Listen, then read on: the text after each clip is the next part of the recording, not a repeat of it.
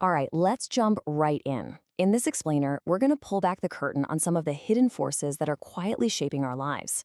We're going to explore what it takes to go from feeling stuck in cycles you can't even see to finding real conscious freedom. You ever get that feeling? You know, that weird sense of déjà vu, like you're caught in a loop, but you just can't put your finger on what's driving it? It's a super common feeling, and today we're going to dig into why that might be happening. So, we all live in what we can call the societal matrix. It's just the world we know, right? The laws, the rules, all the stuff designed to keep society humming along.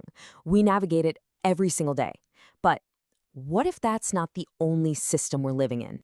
Okay, now we're going to go a little deeper. Because right under the surface of the world we think we know, there's a whole other layer of control at play. And this is really the heart of it. This hidden layer, according to our source material, is governed by something called spiritual karma. Now, this isn't just about simple cause and effect. It's a much deeper force that operates in the realm of our emotions, and a lot of the time, we don't even know it's there. So, how in the world does this spiritual karma actually work? Let's break down the cycle that can literally build the reality you experience, often without you even realizing it. What's so fascinating here is the distinction between two types of karma. Bad karma is kind of what you'd expect. It comes from all those messy, reactive emotions that just trap us in conflict. But look at good karma. It seems like a huge step up, right? It's based on logic and reason. But, and this is a big but, even here, those unconscious control issues can still be running the show. It's definitely better, but it's not quite freedom. And this brings us to the real turning point. We're talking about the Great Awakening. It's that moment you start shifting from being pulled around by unseen forces to actually becoming aware of what's going on. This lays out the path so clearly. You know, a lot of us start at step 1, just living life on autopilot. Then we might get to step 2, where we use our smarts to create that good karma. But the quantum leap, that happens at step 3, when the unconscious stuff finally bubbles up to the surface. That is the doorway to real self-awareness. And what's the real-world benefit of all this? It's mindfulness. It's that ability to just pause and become aware of your words and actions before you get tangled up in more karma. You're not just reacting anymore. You're consciously choosing. So if awareness is the key, how do you actually use it to unlock the cage? Well, the answer is all about detaching and finding what our source calls your individual mind. This is the absolute core of it all. It's not about fighting karma or trying to get rid of it. It's simpler than that. It's about learning to unhook from its pull.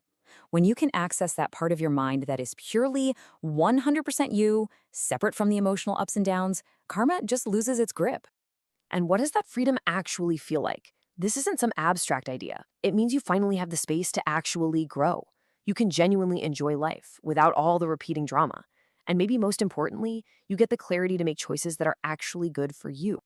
This all leads to the ultimate destination of this journey, making that massive shift from just believing what you're told to truly, deeply seeing for yourself. Let's just sit with that for a second. It's such a simple line, but man, is it profound. True understanding isn't something you can just get from someone else. You have to find it yourself.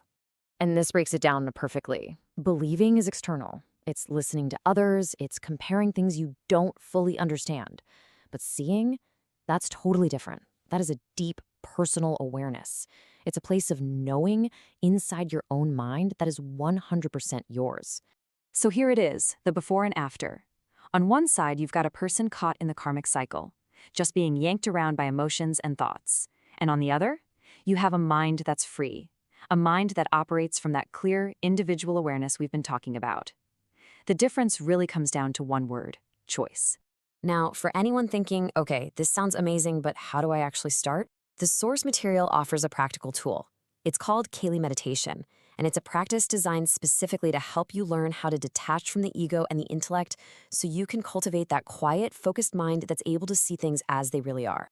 So let's end with this question for you to take with you. Beyond all the noise of the world, beyond the loops of emotion and logic, what kind of clarity is just waiting there for you? What could you truly see if you weren't just believing?